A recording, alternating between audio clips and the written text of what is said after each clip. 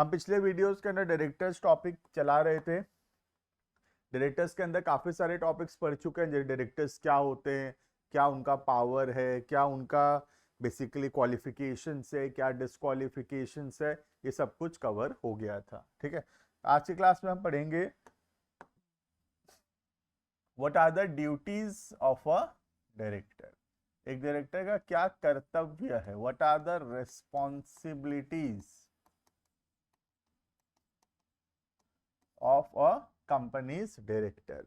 एक कंपनी के डायरेक्टर का क्या रेस्पॉन्सिबिलिटीज बनता है। ठीक है, देखना, the duties of directors are defined in the company's article and are dependent upon the nature and extent of company's business. It is therefore difficult to particularly define such duties, since under the provisions of the articles of the company and the Companies Act, the directors have statutory duties and general duties, which are as follows. तो बोला companies act के अंदर directors के duties को एक तो statutory duties के type में क्लासिफाई किया गया है और दूसरा है जनरल ड्यूटीज। ठीक है, स्टैट्यूटरी ड्यूटीज मतलब जो तो एक्ट के अंदर ही लिखा हुआ है कि ये काम करना जरूरी है, वो हो गया स्टैट्यूटरी ड्यूटीज, और बाकी जो अदर ड्यूटीज हो गया वो हो गया जनरल ड्यूटीज। ठीक है, सबसे पहले हम स्टार्ट करेंगे स्टैट्यूटरी ड्यूटीज को। First, inspecting the prospectus. जो कंपनी जो भी प्रोस्पेक्टस इशू कर रहा है, डायरेक्टर्स का ड्यूटी है कि उस प्रोस्पेक्टस को ठीक से चेक करे। अगर बाद में डायरेक्ट प्रोस्पेक्टस के अंदर कोई भी मिस स्टेटमेंट निकलता है, कोई भी गलत बात लिखा हुआ निकलता है, तो डायरेक्टर भी पर्सनली लायबल होगा। ठीक है, it is the duty of the director to ensure that every prospectus issued by or on behalf of the company specifies the matter related to the company as defined in the provisions of law. तो जो लिखना चाहिए prospectus में वही होगा। In this shall be held responsible for any misstatement or untrue in it। अगर prospectus के अंदर कोई भी गलत स्टेटमेंट है तो वो डायरेक्टर्स भी लायबल होंगे उसके लिए। ठीक है, next, signing the prospectus. No prospectus can be issued by or behalf of the company unless it is signed by every person named in the prospectus as the director और the proposed director of the company. तो duty बनता है company के directors का कि जो भी prospectus issue हो रहा है उस प्रोस्पेक्टस के अंदर वो साइन करेंगे। ठीक है, next, representing the annual statement. साल भर में क्या हुआ आरओसी को बताएंगे इन द एनुअल स्टेटमेंट। तो directors of a company must send, company के डायरेक्टर्स का ड्यूटी है must send the company's annual statement under their signatures to the ROC. तो आरओसी का एनुअल स्टेटमेंट फाइल करना। ठीक है, जनरल मीटिंग करवाना। Every company must hold an annual general meeting. It is the duty of the company's board of directors to call such general meetings. तो जो annual general meetings होता है उसके लिए इंफॉर्मेशन देना मेंबर्स को और उसका नोटिस देकर मीटिंग करवाना, ये किसका काम है? कंपनी के डायरेक्टर्स का। ठीक है, एक्स्ट्रा ऑर्डिनरी जनरल मीटिंग्स करवाना भी बोर्ड का ही काम है। The board of directors shall on requisition of such member, अगर कुछ लोग रिक्वेस्ट करते हैं तो of the company as specified forthwith duly proceed to call an extraordinary general meeting.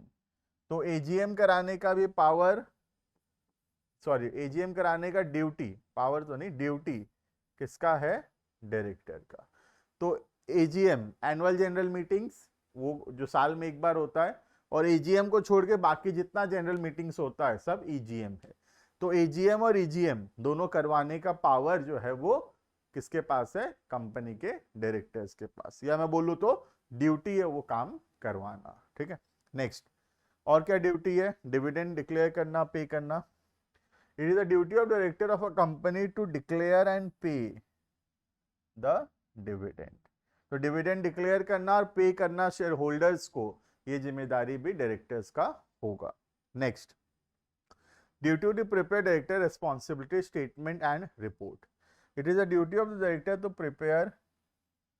director's responsibility statement and send it to the registrar along with the board's report. तो board report बनाना, directors report बनाना, और एक directors responsibility statement होता है जहाँ पे लिखा हुआ होता है क्या क्या चीज़ों के लिए डायरेक्टर्स रिस्पॉन्सिबल हैं। तो ये सब बनाना और ये सब सबमिट करने का काम किसका है? बोर्ड ऑफ डायरेक्टर्स का। ठीक है, next, presenting the annual account, साल भर में क्या हुआ, प्रॉफिट कितना हुआ, बैलेंस शीट क्या पोजीशन है, ये सब भी बोर्ड का काम है। It is a duty of director to present at every general meeting of the company balance sheet and PL account. Next, providing document at a time of inspection, it is duty of the director of a company to provide all documents, जो भी documents inspection के लिए चाहिए, check करने के लिए चाहिए, वो डॉक्यूमेंट्स रजिस्टर ऑफिस में होना चाहिए, और ये किसको देखना, ये काम को बोर्ड ऑफ डायरेक्टर्स को। Next, declaring solvency, where it is proposed to wind up a company, जब कंपनी बंद हो रहा है, directors must make a declaration that company will be able to pay its debt in full। तो जब भी company बंद हो रहा है तो डायरेक्टर्स स्टेटमेंट देते हैं कि कंपनी जो है वो सॉल्वेंट है और कंपनी अपने जो लाइबिलिटीज है उसका पेमेंट कर सकेगा। ठीक है, ये सब काम करने का जिम्मेदारी किसको दिया गया है? बोर्ड ऑफ डायरेक्टर्स को। ये हो गया स्टैट्यूटरी ड्यूटीज। अब आता है what are the general duties of a director. ठीक है, जो एक्ट में लिखा हुआ ऐसे नहीं है, बट इन जनरल वो ड्यूटी भी बनता है। ठीक है, जैसे कि कीवर्ड्स को हाईलाइट करने की कोशिश करेंगे। ठीक है, they must work in good faith, भरोसे में काम करना चाहिए, और पर्सनल प्रॉफिट नहीं बनाना चाहिए, कंपनी के प्रॉफिट के लिए काम करना चाहिए। Directors have a fiduciary relationship with the company, and as such they must not act in the manner which is in their personal interest। खुद के पर्सनल इंटरेस्ट के लिए काम नहीं करना चाहिए, but not in the interest of the company. ठीक है, तो ऐसा कुछ जो कंपनी के इंटरेस्ट के लिए नहीं है, कंपनी के बेनिफिट के लिए नहीं है, पर्सनल बेनिफिट के लिए है, ऐसा काम नहीं करेगा कंपनी का डायरेक्टर। कंपनी के डायरेक्टर का ड्यूटी बनता है कि अपना पर्सनल बेनिफिट के लिए, पर्सनल प्रॉफिट के लिए कंपनी का नुकसान नहीं करना है। ठीक है, next, they must not neglect their duties, जो ड्यूटी दिया गया है उसको नेग्लेक्ट ना करे, उसको ठीक से पूरा करे। And must attend the meetings of the board if they are physically fit, तो हर बोर्ड मीटिंग्स में आना भी चाहिए उनको। Next, they must discharge their responsibility themself, जो काम उनको दिया गया है वो काम उनको खुद को कंप्लीट करना चाहिए।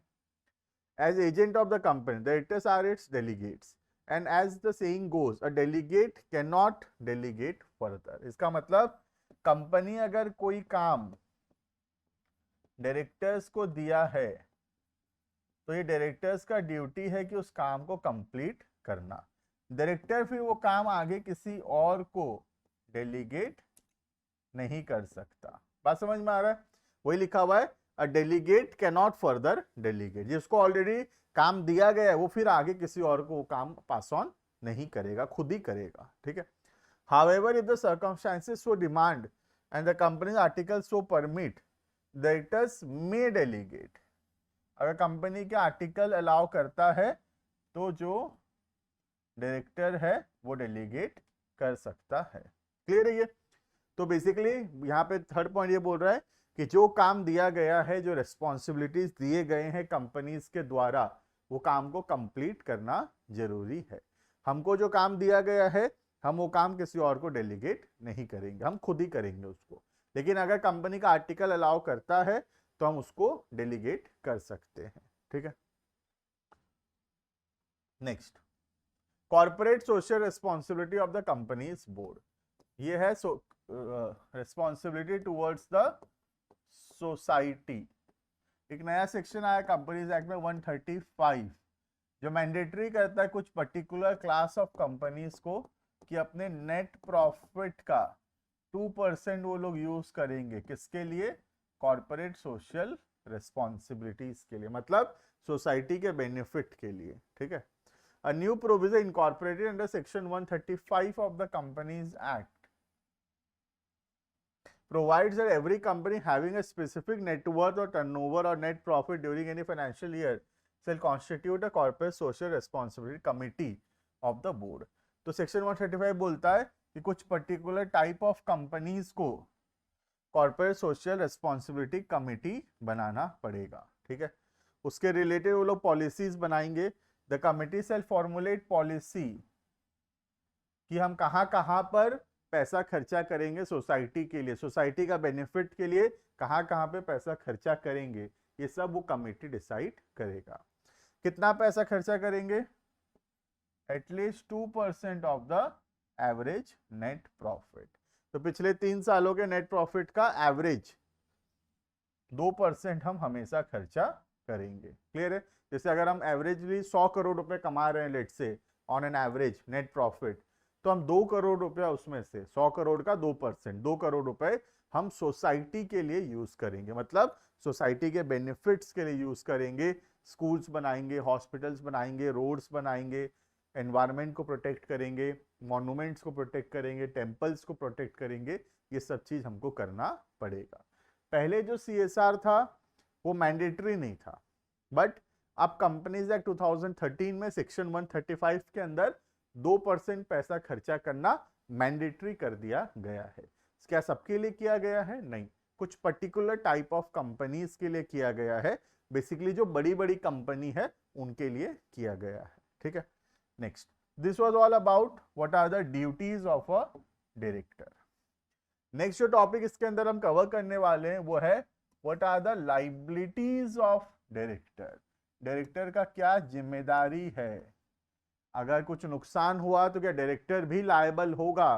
कि डायरेक्टर्स को पनिशमेंट मिलेगा? क्या डायरेक्टर्स को जेल हो जाएगा, फाइन लग जाएगा, क्या होगा? What are the liabilities of a director. तो लायबिलिटी को 3 पार्ट में क्लासिफाई किया गया है। Liability towards the company, liability towards the outsiders, और एक हो गया क्रिमिनल लायबिलिटीज, ठीक है। स्टार्ट करेंगे हम सबसे पहला लायबिलिटी टुवर्ड्स द कंपनी। पहला, liability for ultra vires act. Ultra wire मतलब बियॉन्ड द पावर्स, जो हमारे पावर में नहीं है, हमारे अधिकार में नहीं है, फिर भी अगर हम वो काम करते हैं तो उसको बोलते हैं अल्ट्रा वायर्स। देखना, in case any director act beyond the scope of his authority, he shall be liable to the company. For example, no director of a company can declare any dividend to be paid out of company's capital because it is beyond his right to do so. If any director does that, he shall be liable to the company. तो क्या बोल रहा है कि कोई भी director अगर ऐसा कुछ करता है जो उसके पावर में नहीं है, उसके पावर के बियॉन्ड है, जो डायरेक्टर डिविडेंड डिक्लेयर कर दिया आउट ऑफ द कैपिटल, तो कैपिटल में से डिविडेंड डिक्लेयर करना ये डायरेक्टर्स के पावर में नहीं है। अगर ऐसा कुछ करता है तो ये डायरेक्टर जो है ये लायबल होगा किसके तरफ? कंपनी के तरफ। क्लियर है? कंपनी को जो नुकसान होगा कंपनी इस डायरेक्टर से वो पैसा रिकवर करेगा, ठीक है। Next, liability for negligence. अगर ऐसा कुछ करता है जो कि उसके ड्यूटी को पूरा नहीं कर रहा, नेग्लिजेंटली एक्ट कर रहा है, ध्यान से काम नहीं कर रहा, और डायरेक्टर के नेग्लिजेंस के वजह से कंपनी को कोई नुकसान अगर पहुंचेगा तो कंपनी वो पैसा रिकवर करेगा डायरेक्टर से। In case a director is guilty for negligence, negligence मतलब ध्यान से काम ना करना, नेग्लेक्ट करना, and the company is put to a loss, जिसके वजह से कंपनी को नुकसान पहुंचा है, because of that he shall be liable for making good the loss suffered by the company. तो कंपनी को जो नुकसान हुआ है डायरेक्टर्स वो पैसा भरेगा। For example, a director shall be liable to the company for any loss as a result of delegating his responsibilities. जो काम उसको दिया गया था वो आगे किसी और को डेलीगेट कर दिया, और उस वजह से कोई नुकसान अगर पहुंचता है कंपनी को तो फिर डायरेक्टर्स कंपनी को उतना पैसा पे करेगा, ठीक है। Next, liability for committing a breach of trust, क्योंकि डायरेक्टर एक ट्रस्टी के जैसा है, डायरेक्टर्स पे भरोसा किया गया है, और डायरेक्टर्स अगर उस भरोसे को तोड़ता है, पैसा का मिसयूज करता है और या कुछ पर्सनल बेनिफिट्स के लिए काम करता है, तो फिर कंपनी के तरफ वो लायबल होगा। A director is liable to the company for a breach of trust, अगर वो भरोसा तोड़ता है तो। If a director misuses the company's fund, company के पैसे को मिसयूज करता है और makes a secret profit, personal profit कमाता है, और uses the company's fund beyond the limits of his authority, he shall be liable to have committed a breach of trust। अगर ऐसा कुछ भी करता है जो कि ट्रस्ट को तोड़ता है, जो भरोसा हम किए थे डायरेक्टर्स के ऊपर, वो ब्रीच ऑफ ट्रस्ट होता है। जैसे कि कंपनी के पैसे को मिसयूज करना, जितना पावर दिया गया था उससे ज्यादा पैसा यूज करना, कोई पर्सनल प्रॉफिट के लिए काम करना, ये सब है breach of trust. Next, fraud कर रहा है, अगर फ्रॉड कर रहा है तो भी वो लायबल होगा। If in the course of winding up of a company it appears that any business of the company has been carried on with the intent to defraud creditors, ऐसा कुछ भी किया गया जिसका इंटेंशन क्रेडिटर्स को cheat करना है, and any other person, या किसी और दूसरे पर्सन को चीट करना है, द कोर्ट में declare that any person who are knowingly parties to the carrying on the business in the manner aforesaid shall be personally liable. तो अगर कंपनी अगर कोई भी फ्रॉड कर रहा है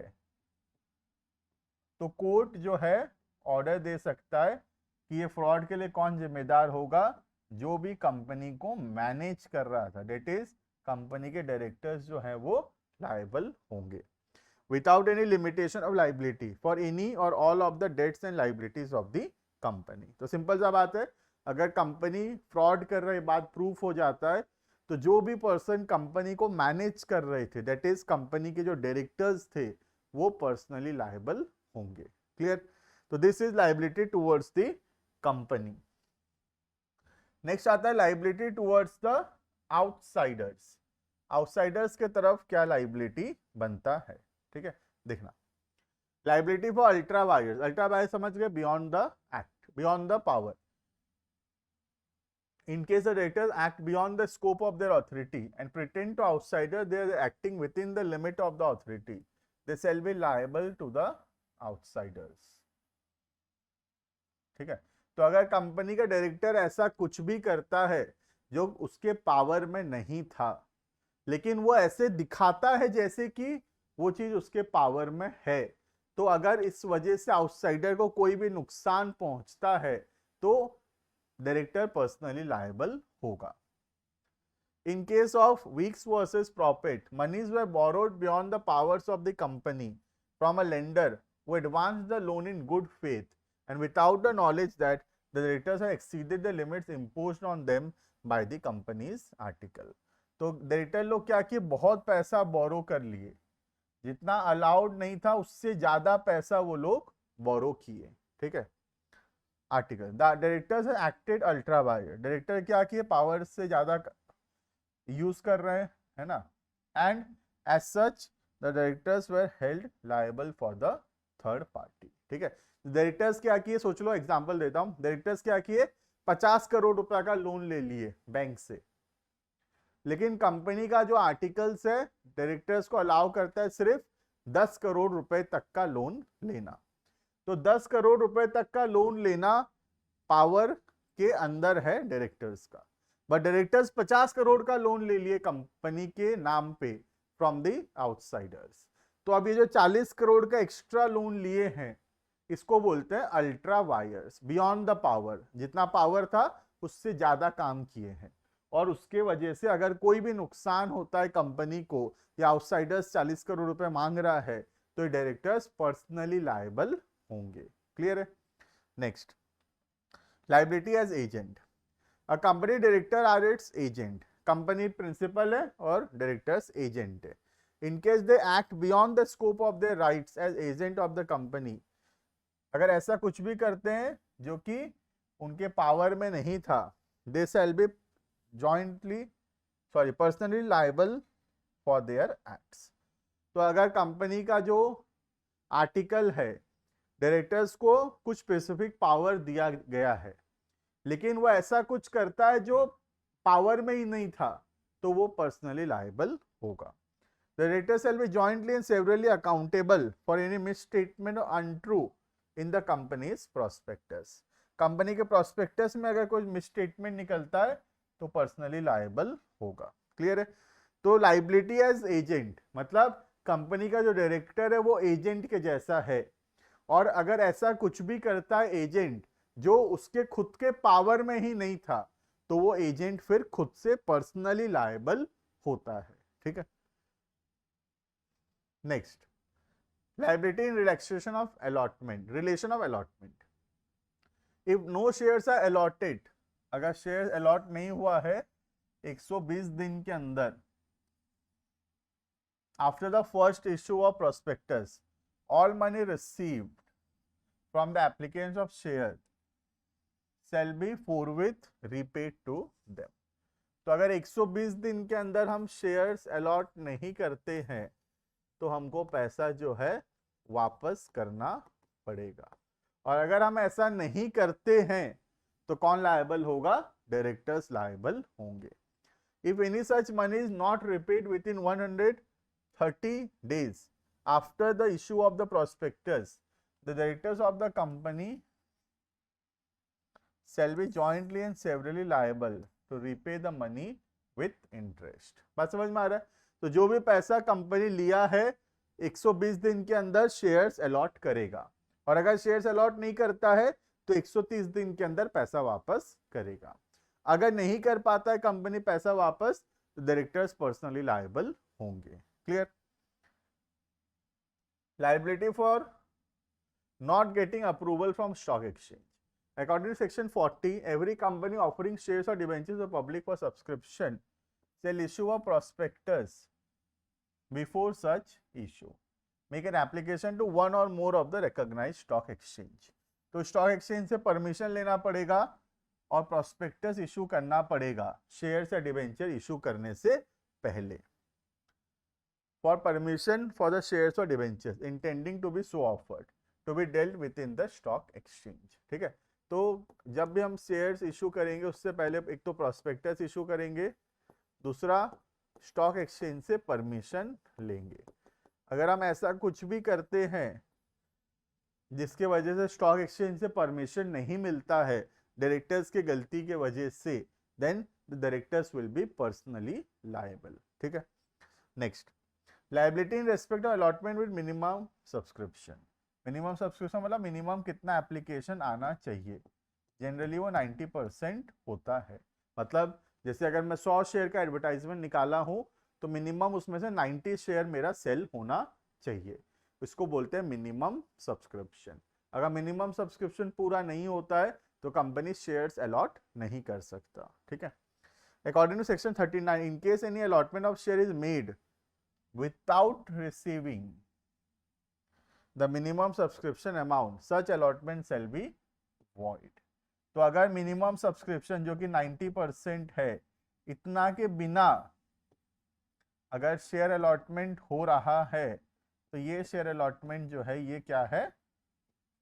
void होगा, and directors shall be liable, directors liable होंगे। क्लियर है ये? Next, criminal liabilities. Criminal liabilities का मैं सजेस्ट करूंगा तुमको, मैं नोट्स दिखा देता हूं।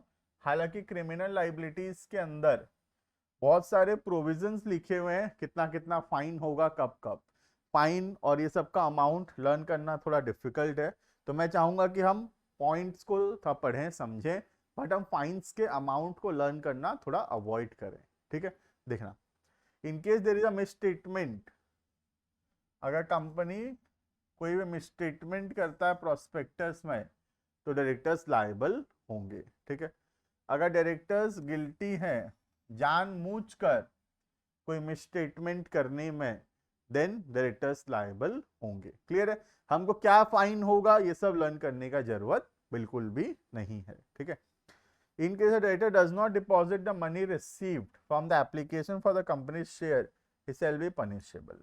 तो जो पैसा उसको मिला है उसको अगर टाइमली डिपॉजिट नहीं करता है कंपनी के पास तो वो पर्सनली लायबल होगा। कंपनी डिविडेंड डिक्लेयर करने के बाद अगर पे नहीं करता है तो भी डायरेक्टर्स पर्सनली लायबल होंगे। क्लियर है? कितना फाइन होगा, क्या होगा, वो सब दिमाग लगाने का जरूरत नहीं है। ठीक है? कंपनी के बैलेंस शीट या पीएल में कुछ भी गलती निकलता है तो डायरेक्टर्स लायबल होंगे। ठीक है? अगर डायरेक्टर्स रिपोर्ट में कोई भी प्रॉब्लम आता है या डायरेक्टर्स रिपोर्ट में कोई भी मिसस्टेटमेंट होता है या डायरेक्टर्स रिपोर्ट ही इशू नहीं होता है तो डायरेक्टर्स लायबल होंगे। क्लियर है? अगर कोई भी एक व्यक्ति 20 कंपनी से ज्यादा का डायरेक्टर बनता है तो उसको भी फाइन या पनिशमेंट होगा। क्लियर है? तो ये जो डायरेक्टर्स पर्सनली लायबल वाला पॉइंट है, क्रिमिनल लाइबिलिटी जो मैं पढ़ा रहा था ये वाला, ये तुम अमाउंट ऑफ लाइबिलिटी लर्न करना कोशिश मत करना। कब कब लायबल होगा क्रिमिनली खाली वो ध्यान रखो। Miss statement in prospectus, knowingly कोई गलत स्टेटमेंट बोलना, पैसा मिला था डिपॉजिट ना करना, डिविडेंड डिक्लेयर करके पे ना करना, बैलेंस शीट या कंपनी के पीएल में कोई गलत स्टेटमेंट देना, डायरेक्टर्स रिपोर्ट को प्रेजेंट ना करना, या फिर 20 कंपनी से ज्यादा का डायरेक्टर्स बनना। ये सारे के सारे सिचुएशंस में there will be a criminal liability. और भी बहुत सारे पॉइंट्स है इसके अंदर, but that will not be relevant. जितना हम पढ़े हैं दैट इज सफिशिएंट। क्लियर है ये? तो this was all about what is the duty of a director and what is the liabilities of a director. मिलते हैं आने वाले क्लासेस के अंदर। बहुत सारे टॉपिक्स अभी बचे हुए हैं डायरेक्टर्स के अंदर, बहुत इंटरेस्टिंग क्लासेस आने वाला है। जुड़े रहना चैनल के साथ, लाइक शेयर सब्सक्राइब जरूर से कर लेना चैनल को अगर तुम चैनल में नए हो तो। Thank you and bye bye.